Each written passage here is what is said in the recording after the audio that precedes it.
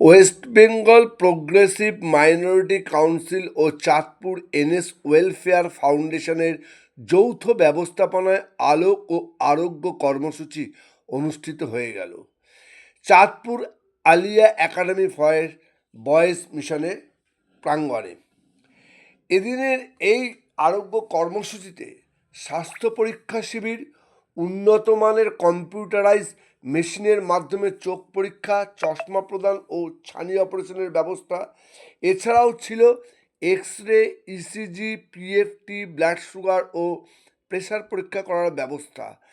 এছাড়াও অভিজ্ঞ ডাক্তারদের তত্ত্বাবধানে স্বাস্থ্য পরীক্ষা ও ঔষধ প্রদানের ব্যবস্থাও ছিল। সঙ্গে ছিল দন্ত চিকিৎসকদের দিয়ে দাঁত দেখানো বহু মানুষ এদিন এসেছিলেন। এদিনের এই অনুষ্ঠানে সাধারণ মানুষের এই স্বাস্থ্য পরীক্ষা শিবিরের উপস্থিতি ছিল চোখে পড়ার মতো। বহু মানুষ এদিন এই স্বাস্থ্য পরীক্ষা শিবিরে এসেছিলেন। তাদের যেসব এখানে দেখানো হয়েছিল, যেসব জিনিসগুলো এখানে রয়েছে পরীক্ষার, সেইগুলো তারা দেখিয়েছেন। প্রত্যেকেই এই ব্যবস্থাপনায় প্রচণ্ড খুশি। প্রত্যেকেই বলেছে হ্যাঁ, এরকম এই ব্যবস্থাপনা আমাদের কাছে উল্লেখযোগ্য। অনুষ্ঠিত হবে, পাশাপাশি অনুষ্ঠিত হবে রমজানের পর থেকে স্থায়ীভাবে এই চাঁদপুর আলিয়া একাডেমি ফর বয়েজে সবটাই ব্যবস্থাপনা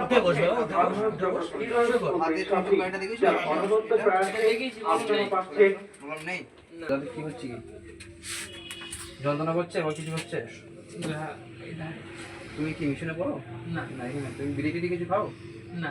আগে খেতে খৈনি গুটকা? না, কোনো দেখা করি না। যন্ত্রণা করে নাকি?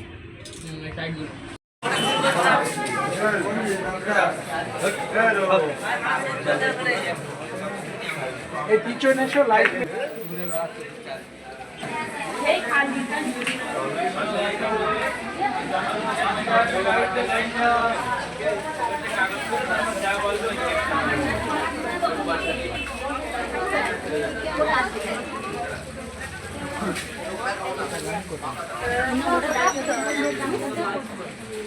তুমি চলে যাবেন তো ডাক্তার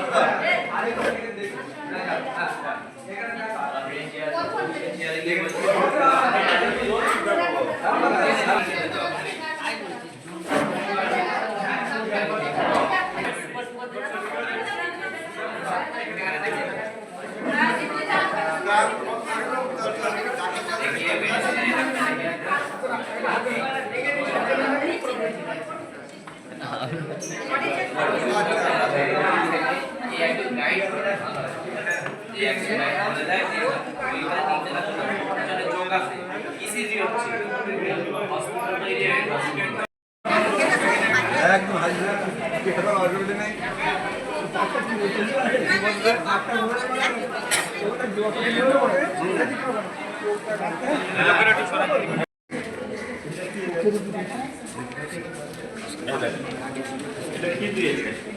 ফার্স্ট তো সব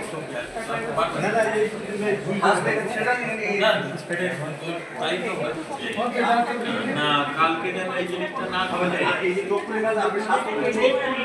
আমি বলেন আমি কেটে চোখ খুলে দিয়ে দিচ্ছি, কিন্তু সেটা বৈধ না। আলাদা প্রেসক্রিপশন চোখের জেনারেলের আলাদা প্রেসক্রিপশন। এই যে আমার আপনার এই কুপন না আসলে চোখ দিবেন না। আমি শোনেন এই যেটা আছে ওই তো এখানে আসছে না তো।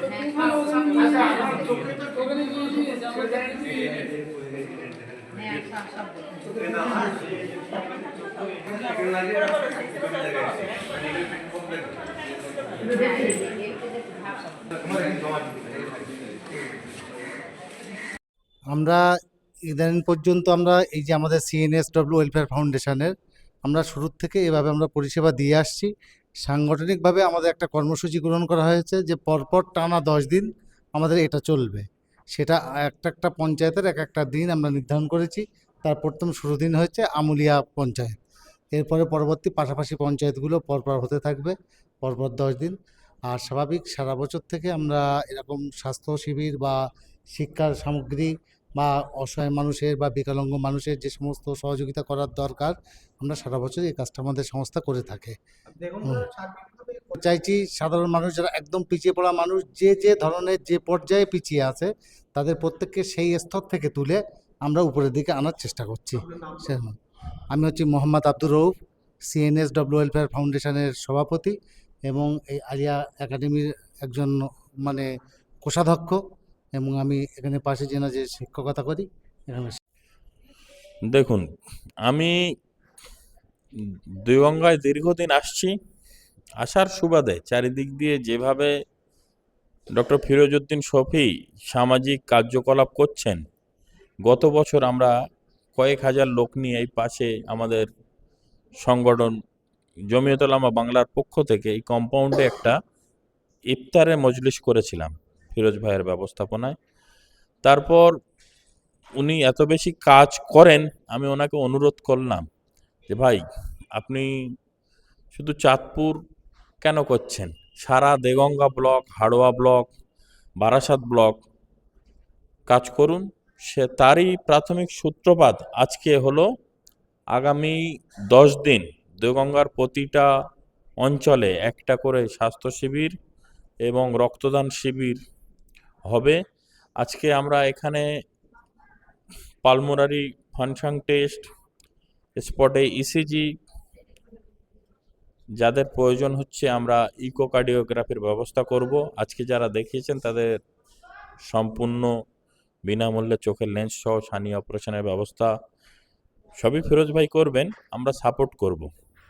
উনি টোটাল ব্যবস্থা চাঁদপুর আলিয়া একাডেমিক কম্পাউন্ডে যেটা হচ্ছে সিএসডব্লিউ ফাউন্ডেশনের পক্ষ থেকে এবং প্রোগ্রেসিভ মাইনরিটি কাউন্সিল সহযোগিতা করছেন।